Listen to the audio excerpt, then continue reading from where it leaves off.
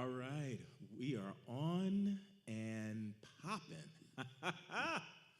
Come on in, everybody. Welcome, welcome, welcome to the Thursday Night Live Deeper Dive. My name is Reverend Eric Ovid Donaldson. I'm the Senior Associate Minister here at Unity of Sacramento's International Spiritual Center. They call me the Dean. And here with me this wonderful evening is none other than one of our best and famous board members, Carla Ruiz. Hey, Carla. Good to see you. Good to see you too. All right. Yeah, let's see if we can. It's arguing with you. Hey, everybody. There it Welcome. is. All right. We have a wonderful, wonderful program for you this evening, and I'm really looking forward to having everybody hear these wonderful words that we heard this past Sunday. As you may or may not know, the Thursday Night Live Deeper Dive is all about going a little bit deeper into the lesson sermon from this past Sunday. So every Thursday that you tune in at this time, you will not only hear some wonderful highlights and catch up on what took place this past Sunday here at Unity of Sacramento, but you'll also have an opportunity to get into the deeper truths,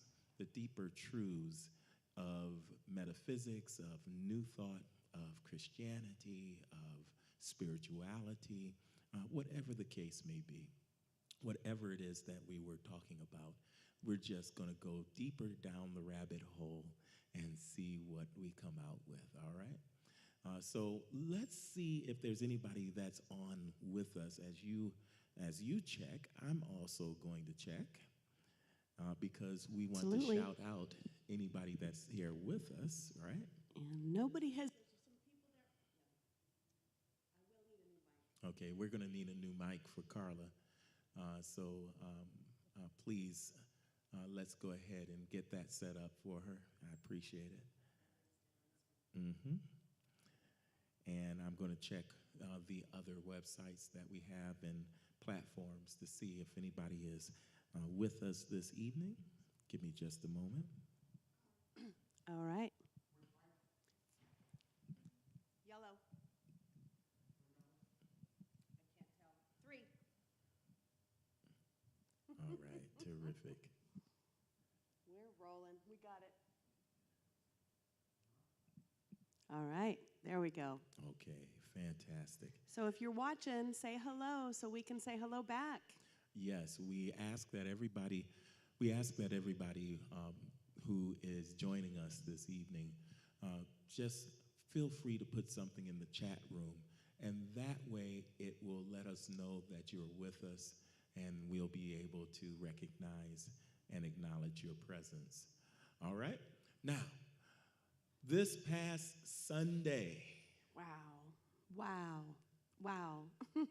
Yeah. Yes. It was really fantastic because, again, you may or may not know that Rev Kev, the senior minister here at Unity of Sacramento, applied for and was received into the halls of Harvard.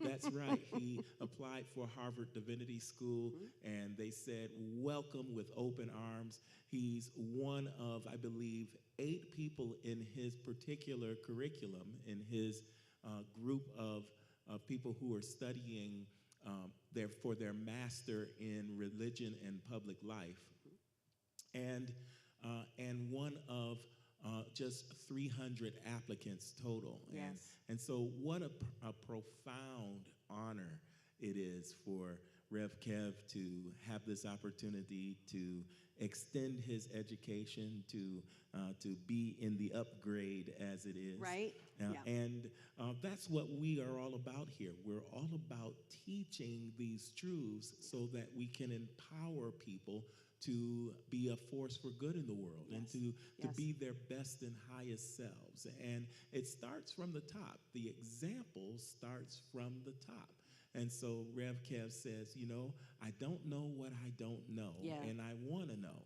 And so he went and he is now at Harvard. He will be complete in May, and we throw up prayers for that. We know that that's going to happen. He's doing great. He received all A's his first semester, and we're expecting great things this semester. Absolutely. Now,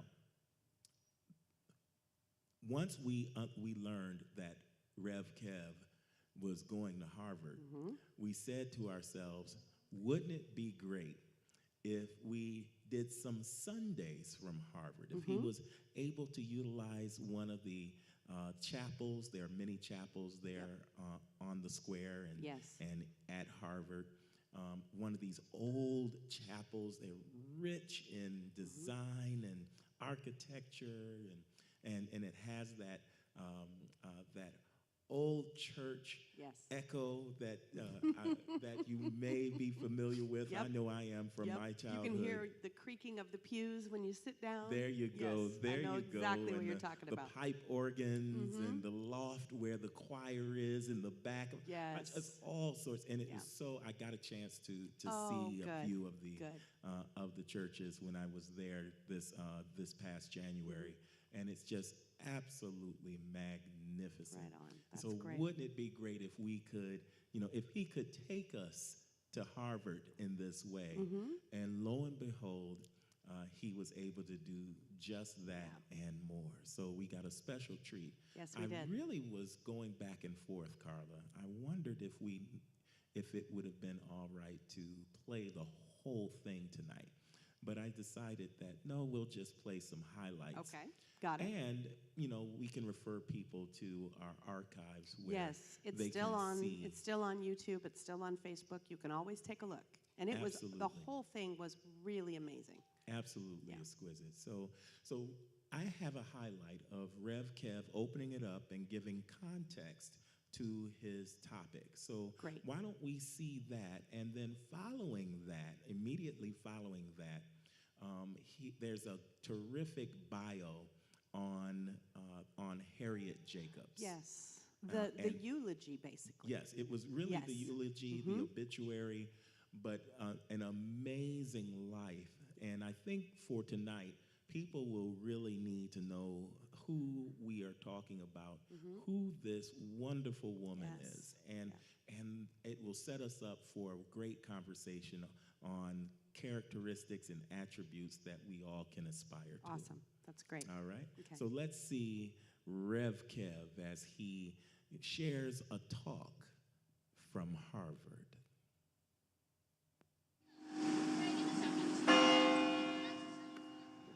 Namaste, Unity of Sacramento. It's Rev Kev here, and I want to take a moment to just thank you for your prayers, your love, your support, and all the ways that you're standing up tall, keeping the beloved community completely thriving and reaching and fulfilling our mission and our potential, and that's to be a force for good in the world. And I'm grateful. I am connected to you virtually, but also in the spirit. And so thank you to our board, to our staff, and to our beloved Senior Associate Minister, Rev Eric Obed Donaldson, the Dean. So just big love and appreciation for you. I want you to know that I've been working hard here on the campus at Harvard University. You probably heard that all of my letter grades for the first term were all A's. There were nothing but A's on that report card, and so I'm so grateful for your prayers. Keep the prayers going. We're coming into the second leg and the home stretch, and we're praying for the victory for this May. But in the meantime, I promised you that from time to time, I was going to be sharing with you messages from the campus. And since we're celebrating Black History Month, I want to share with you a very special message that was created here for our community and for the Harvard community in tribute to one of our ancestors, Harriet A. Jacobs. You might know Harriet A. Jacobs because she wrote a book called Incidents in the Life of a Slave Girl. And her work, her story of spiritual resilience is so profound that we have medicine to offer you today. Spiritual medicine and nourishment from this message preached right here on the Harvard Divinity School campus. I want you to be a part of it. And if you don't know about Harriet A. Jacobs. You will after this, but you'll also have a powerful teaching that you can apply in your life. And there'll be other messages coming, so stay tuned and keep on being of faithful support to Unity of Sacramento. We need you now more than ever as we bring this journey to victory. Enjoy this message from our very special service here in the Ralph Waldo Emerson Chapel on the campus of Harvard Divinity School in tribute to Harriet A. Jacobs. Enjoy this message. Good afternoon. Harriet A. Jacobs was born into the institution of slavery in Edenton, North Carolina in 1813. But I never knew it until 6 years of happy childhood passed away, she wrote under the pen name of Linda Brent. Though we were all slaves, I was so fondly shielded that I never dreamed that I was a piece of merchandise. While her early years were spent with a benevolent mistress, she would soon be owned by Dr. James Norcom, who sexually harassed her. When Norcom forced Jacobs to choose between a life of hard plantation work or living as his concubine, she fled to the nearby house of her free grandmother, where she hid in a crawl space just slightly larger than a library table for nearly 7 years. With Norcom in pursuit, Jacobs fled north in 1842, where she worked for the Willis family in New York City, and then moved to Rochester, New York. Working in an anti-slavery reading room above the offices of Frederick Douglass's North Star newspaper, she met Amy Post, with whom she lived and who convinced Jacobs to tell her story. Jacobs returned to work for the Willises in New York. In 1852, Cornelia Willis bought Jacobs' freedom, which Jacobs viewed as a bittersweet victory.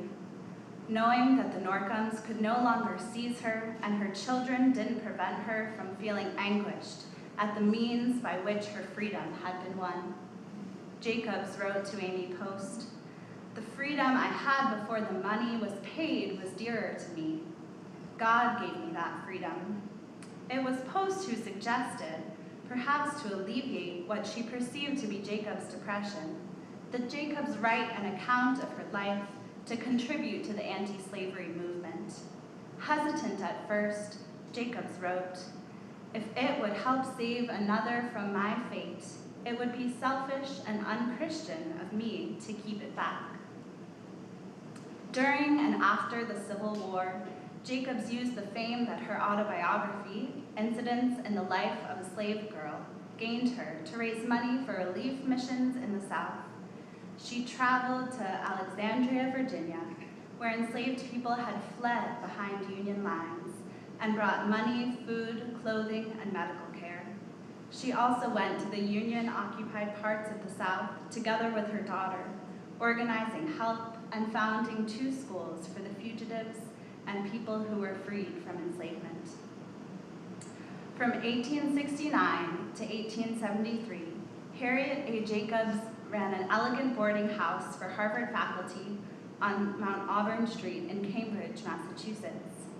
There, she circulated among a wide and varied social group that included many privileged whites who knew of her through the celebrity of incidents. Harvard mathematician Chauncey White was a boarder, and his friend Henry James was a frequent visitor. In 1877, Jacobs moved to Washington, D.C. While living there in 1885, Jacobs learned that the widow and children of Dr. Norcom, her former enslaver and tormentor, were living in Washington, D.C. and in poverty. Despite the injustices that she and her family felt under the Norcom's ownership, Jacobs brought groceries to Norcom's young widow. Harriet A. Jacobs died in Washington, D.C. in 1897. All right, all right, all right. right. This is wonderful. What an amazing person Harriet Jacobs is. I was amazed at several things that I heard in that beautiful bio. One is that she was enslaved. She was born Into slavery. And but in her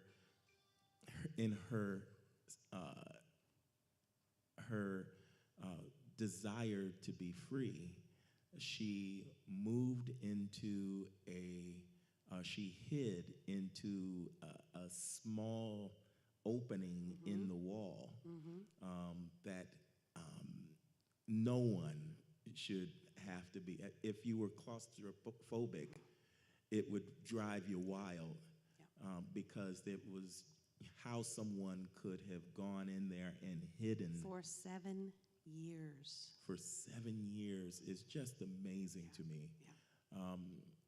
But indeed, she went on to lead an incredible life. Absolutely.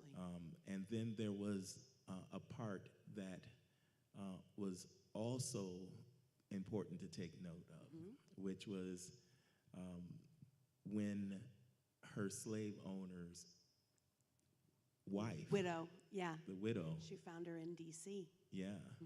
When they were having hard times, she supported them, which is an uncommon love, to say the least.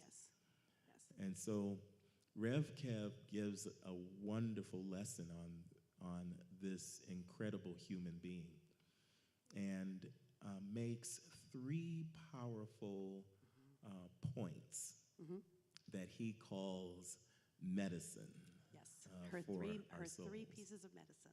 Yes. So let's see what the first one is. Okay, great. And we'll come back and talk a little bit about it. Awesome.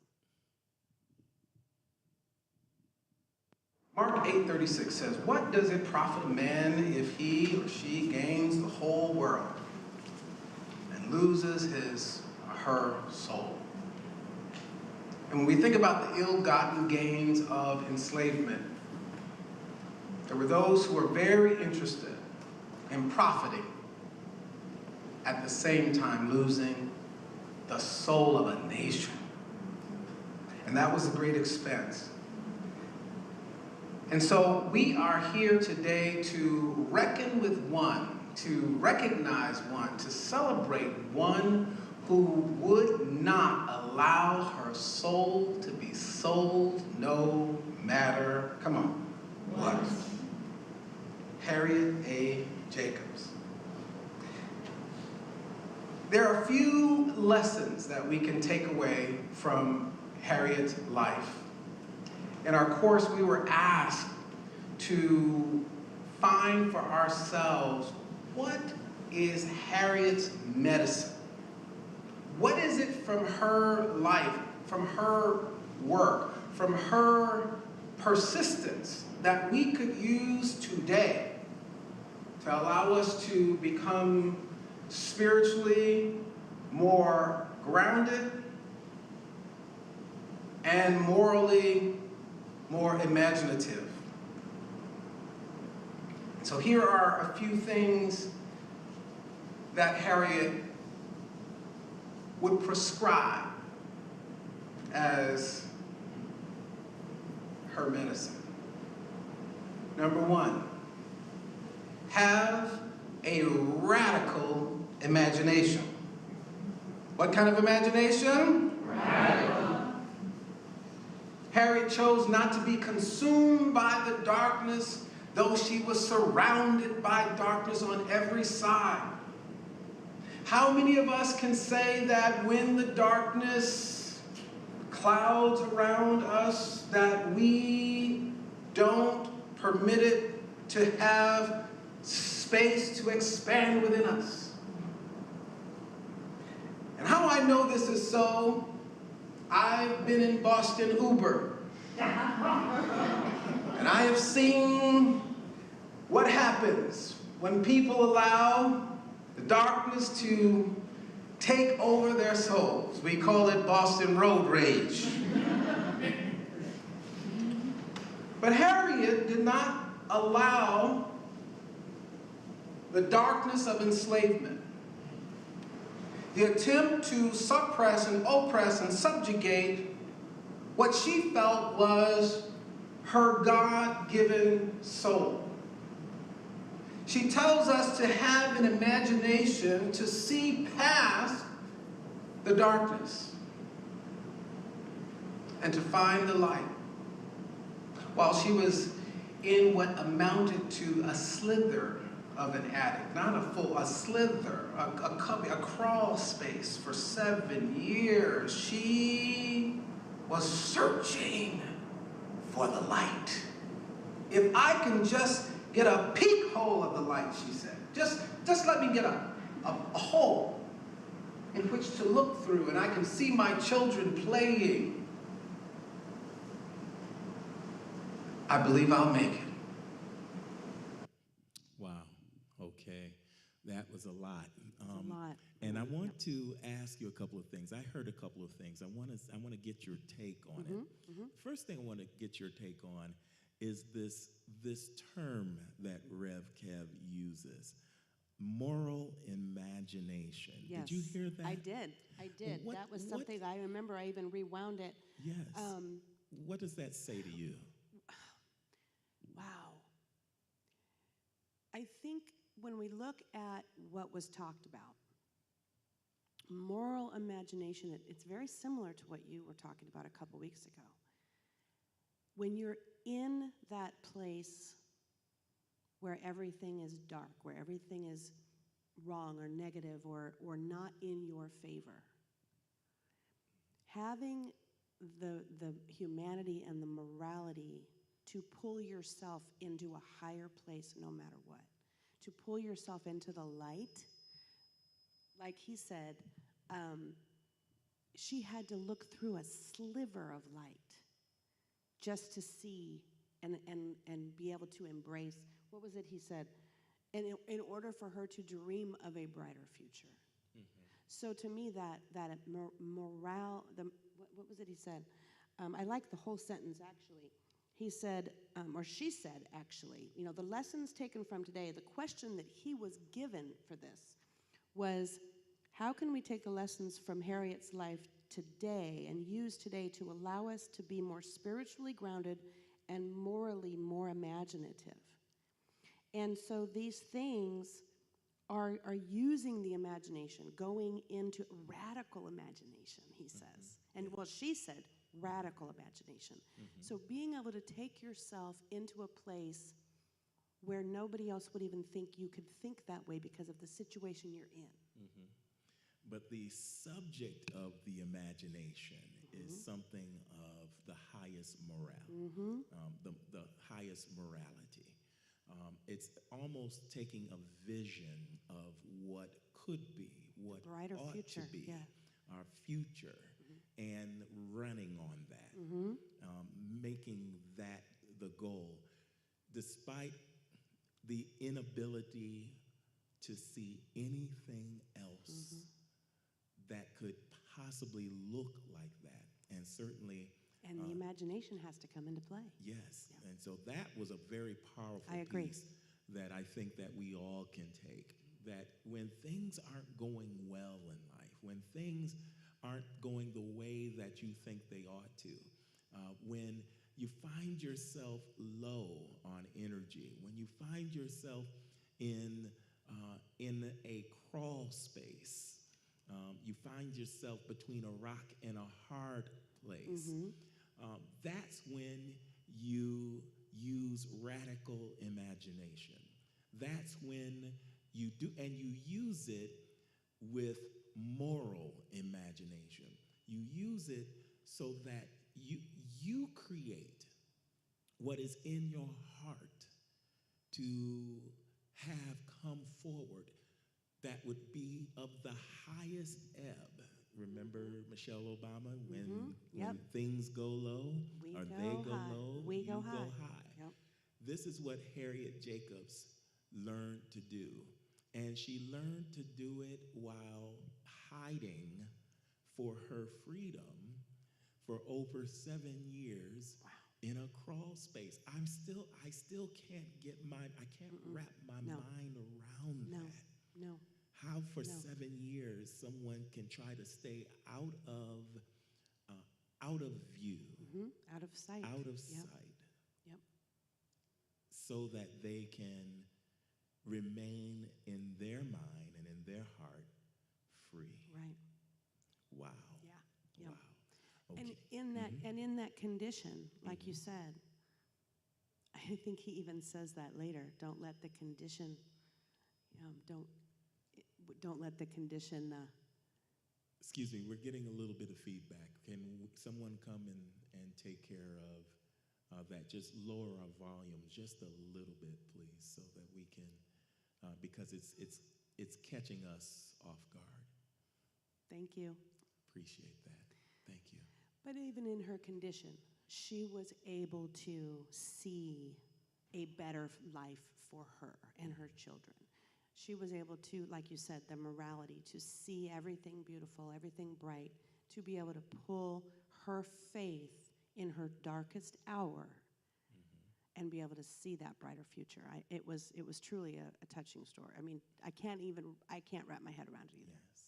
And so out of that, Rev starts, he tells us what the medicine or what would be her prescription, talks about having this imagination. Radical imagination. And Yes. then continues with another Great. another piece of medicine that she would subscribe. Awesome. Let's see what that might be. Okay. Let's take a look at highlight number 3. And her second lesson for us is to remain in possession of your soul. Tell somebody, remain in possession of your soul. Now, you came here, you volunteered to be here. And so we're doing this in the African-American tradition. We require some talk back. That's right. Remain in possession of your soul. I love this bit of scripture from Harriet. After learning she had been freed because of a generous benefactor who purchased her freedom, here's what Harriet said in response to a letter to Amy Post. I thank you for your kind expressions in regard to my freedom. Listen to this. But the freedom I had before the money was paid was dearer to me. Now wait a minute. She said the freedom I had. Now she was subjugated, she was enslaved, she was shackled. She was actually legally in her time, the time in which she lived, she was chattel slavery. She said the freedom I had. So she remained in possession of the thing that no one can take from you unless you put it on the auction block for sale. Tell somebody nearby, I'm not for sale. My soul is not for sale. My integrity is not for sale. My vision is not for sale.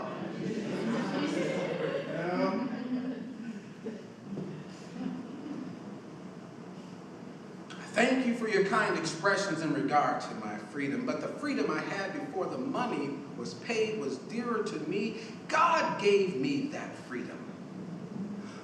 But men put God's image in the scales with a paltry sum of $300.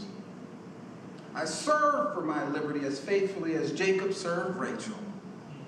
At the end, he had large possessions, but I was robbed of my victory. I was obliged to resign my crown to rid myself of a tyrant. So she would, as our ancestors sang in some of the great spirituals, before I be a slave, I'll be buried in my grave and go home to my Lord and be free. This is where Harriet was. So at no time, though her body was chained,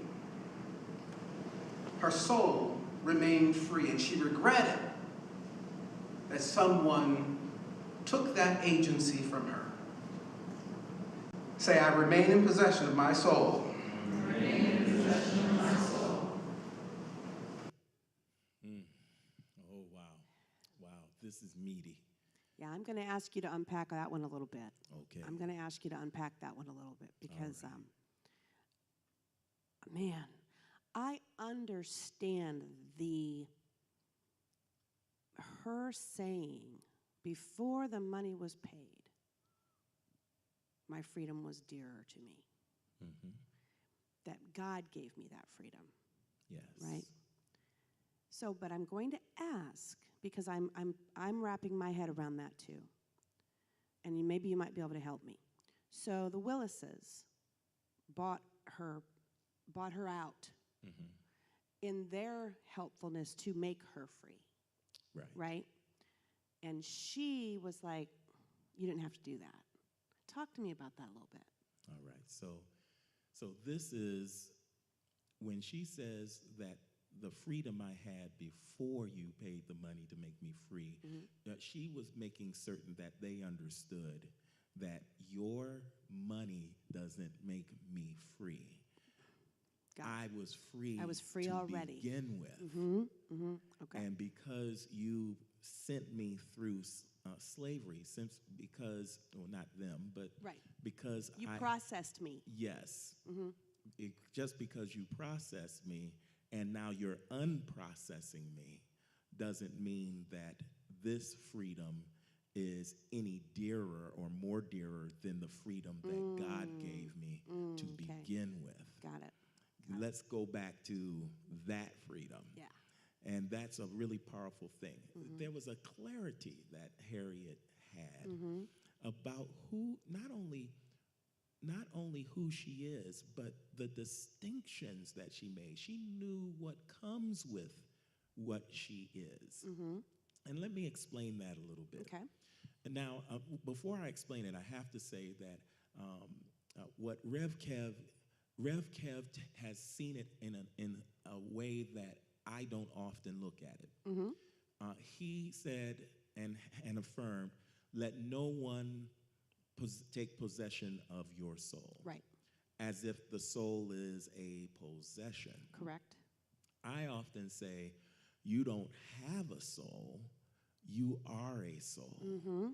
And so you can see where I'm working, and to whether you look at it one way or the other is quite okay. But I just wanted to make that distinction so that you'll know where I'm coming from with it. Got it. So, Got it.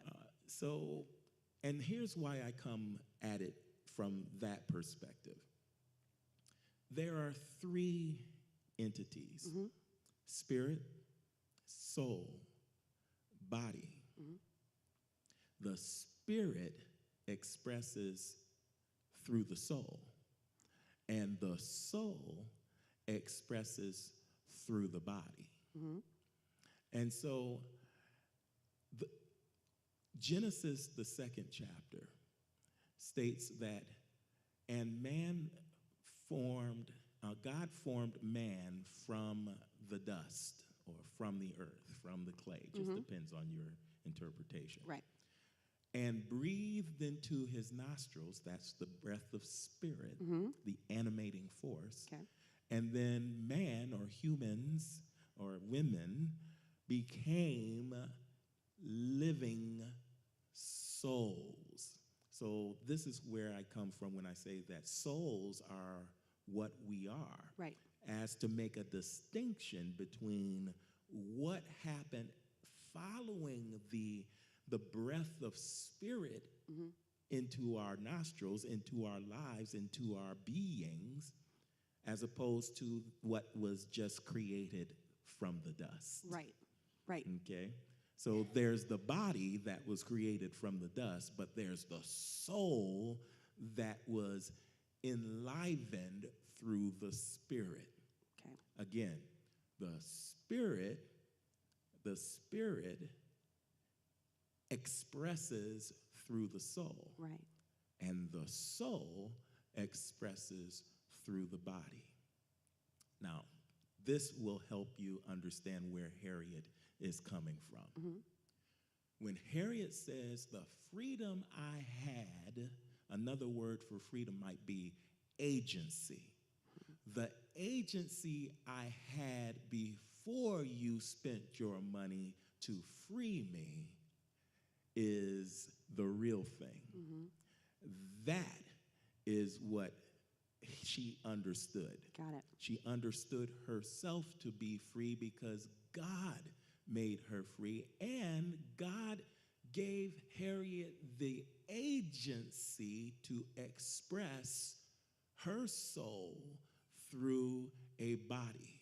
And so her soul wasn't taken away. Her soul still had agency from the Spirit. Her soul was not going to be bought. Her soul was not going to be repossessed or placed in somebody else's command. She had her own mind. She had her own commission from God, from the Spirit of God that enlivened her being.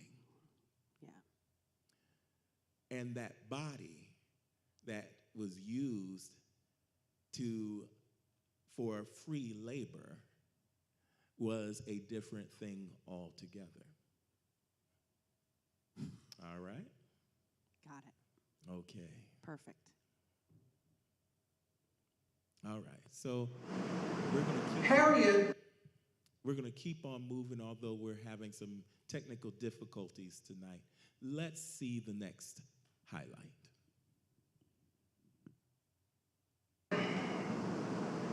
Her message also tells us not to be conditioned by the conditions. What did I say? Come on. Not to be conditioned by the conditions. Don't be institutionalized by the institution. And don't be imprisoned by hatred. And this is what Harriet understood. So much so that after she gained her liberty and she learned that her enslaver's child was having a hardship, Harriet had a right to go and unleash all of the vengeance that she may have mounted up over the years of her enslavement. Is anybody in here accustomed to taking your shot when you get it? I can get him back. If you just give me a chance. But she didn't do that. She did not become a hater because she had haters. She was true to herself, and she aided her oppressor. This is the strength and the character and the power of her spiritual transcendent, that she was working with a metaphysical transcendent something that she wanted to put in tablet-sized pills for us to take today. Because we won't hate our way to freedom. We won't kill our way to justice. We won't marginalize our way to equality. Something about Harriet's medicine calls us to love. Something calls us to love. Isn't that amazing? Hallelujah. Let there be light. Something calls us to love. So this highlight talks about not letting the circumstances or the conditions get the best of one. That's what I was trying to remember. Mm-hmm. Don't be conditioned by your conditioned. Yes. Your conditions. Yes. Don't be conditioned by your conditions. Yep. And so it's not only taking that medicine, that imagination medicine, that has you imagining radically the highest and best and the most morale of circumstances that you can think of that you would want to manifest, but it's also now understanding that those conditions are temporal. Yes. Those conditions Yes. are not the reality. Only God is the reality, and then what manifests from spirit is only temporal on this earth plane. So it's here today, it's gone tomorrow, whenever tomorrow may be. Right. But don't allow that to jade you. Right. Don't allow that to color your world as you are creating it. Something about Harriet Jacobs understood as above, so beneath, as within, so without. Yeah. And never let anyone get to, as far as we know, based upon her work and her writings, get to the inside of her or get to her so deeply, so callously that it would impact Right. her worldview. Right. Really So much something. that when the widow of her master and her children, when they were destitute, she brought them groceries. She made Yes. sure they were okay. And it was much later on in her life, when I think she was in her 60s when she was in D.C. But to be able to live everything she lived, she ended up having a boarding school for Harvard faculty, upper ups of Harvard faculty, Yes. right? And to still be able to love with everything that had occurred, to not let everything affect her. 7 years in an attic, Yeah. Yeah. Yeah. Still trying to wrap our heads right? around that. And be able crawl to space. a crawl space and be able to have radical imagination, moral, like you said, the moral imagination, that consciousness level, knowing, like you said, this is not my reality.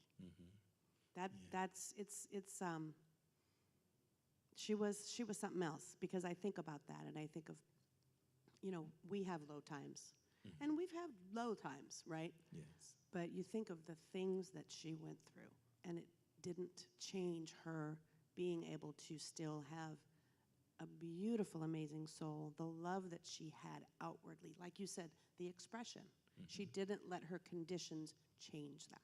Yes. And ultimately, she got the victory because what she held in her mind, well, the radical imagination that she utilized came to pass. Yes. To the point where the love that she held in her heart was fully expressed in a body that was subjugated Yes. to some of the cruelest of conditions Yeah. that anyone could ever experience. Yeah. It's amazing. It's an amazing lesson for all of us living in this day and age when we didn't have to go through that. We may be still living through some of the vestiges of enslavement here, but we certainly didn't have to, hopefully you didn't have to live in a crawl space for 7 years Right. for your freedom. We have freedoms here that we quite frankly we just simply take for granted. Yeah. We don't fully appreciate. Yeah. And we have privileges that we don't fully appreciate. But listening to Harriet Jacobs' story allows us an opportunity to really get clear about what opportunities we have, not only internally or spiritually, but the opportunities we have to leave a legacy that elevates the human race. And I think there's one more highlight that we have, yes? Are we done with the highlights? Then that means that there's one last thing to do. And that is to make love be the main thing. I think that was the last thing that Rev Love talked will about. have the final word. That's right. And the thing, I know what he was talking about. We can, and he said, he's not talking about weak love. He's not talking about not setting boundaries, not holding others accountable. So when he says we can still hold those accountable with love, That's right. right? That's right. We are responsible to have, we are responsible to hold each other at a higher consciousness, to allow myself to love you enough to say, you can be here, right? We can agree to disagree. Yes. But It's that's something that he said that I really like. That love fearlessly, but demand that we all rise to our great human destiny. That's it. That was it, and that so made me. This That is was great. us, but love would have us pull each other up so that we respect one another on this journey unto the evolvement of humanity. And that's a very powerful statement. It's understanding that love is more than just the mushiness. Right. Love is Right. more than just the kissy poo. Right. Love is more than just the goodwill. But love has actually functions in a variety of ways. And one of the ways that love functions is as respect. Yes. One of the ways that love functions is as justice. We often quote Cornel West when we say that justice is what love looks like in public. Yes. In other words, justice is a function of love when it's on public display. Right. So taking that understanding of love, it says that, hey, when love isn't showing up, you point it out so that love can lift us up out of what wasn't showing. Let love help us to lift things, lift people, lift circumstances, lift conditions into the light, into a brighter experience of God, because God is love. Yes. And so it was just a powerful Very. lesson sermon for Harvard and now for us. Yes. I was very happy that I got a chance to experience it. It was a lot of amazing information. It sure was. Yeah. So let's have an opportunity to show love through our tithes and offerings today, Wonderful. shall we? Absolutely. And so there are many ways in which you can give to this wonderful ministry, and as you give, it allows for the light to cut on. You see how that happened? That's a sign for you to go ahead and give to this ministry so that we can do what we need to do to get this truth to all the corners of the world. Absolutely. And so here's how you can give. Visit our website at www.unityofsacramento.com. Right there at the top of the front page, you will see a donation button. Click there to visit our safe and secure push pay portal. Another easy way to give is through our Unity of Sacramento app. Download the app on your smartphone or tablet, and on the front page, look toward the bottom of the page for your giving heart, which will also take you to our push pay portal. You can also write us. Send your letters to Unity of Sacramento, 9249 Folsom Boulevard, Sacramento, California, 95826. And of course, you can always make your donation by using Venmo or Cash App, as seen on your screen. All right. So However, you are inspired to give, whether it's one of these ways or all of these ways, know that we appreciate your generosity and we want to bless you right now for all that you give to Unity of Sacramento. We're doing some fantastic things in the world and we want to do more, but it takes it takes the finances in order to do it. And what you are giving allows you to become a force for good in the world as well, because you are helping us to be a force for good in the world. We do this thing collectively. Yes, you can do Absolutely. it individually as well, but we do it collectively as well. So our success is your success.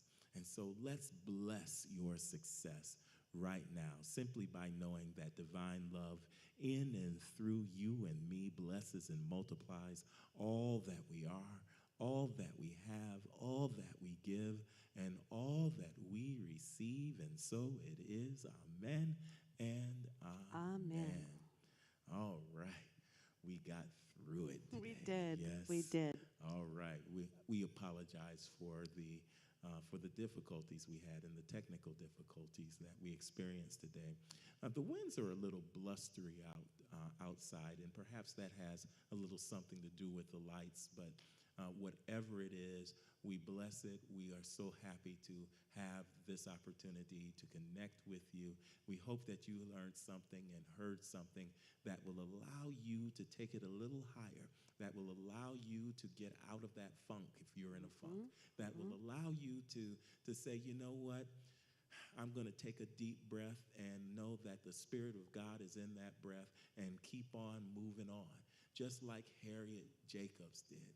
And that lesson that she gave us, that life lesson, her life is a lesson. That life lesson is one that we can take and put in our pocket and apply in our lives whenever we need it. No, you may not be in a crawl space, but you may be between a dark rock place. and a hard space. You might be in a dark space, and you found out today how to use your imagination. You found out how to not let the conditions condition you. You found out how to not let the institutions institutionalize you. You found out how to let marginalization keep you from being equal nonetheless. And you know that love goes through it all. If you can remember that, if you can take that medicine, if you can apply that into your life, we know good things are going to happen to you and for you and for us as well. Absolutely. Thank you so much for Thank you so much. being Thank you. here and- Absolutely. and pulling us through a wonderful day today. Great. All right. And if you all would like to go look, you can go back on Facebook page to see Sunday's service. You can also take a look at YouTube if you're watching on YouTube. And it was pretty amazing. Don't miss church. Don't miss church. May the light of God surround you, the love of God enfold you, the power of God protect you, and the presence of God watch over you wherever you are in time, place, space, situations, or circumstances. Know that God is, and all is well. Bye for now. Peace and blessings. Bye-bye.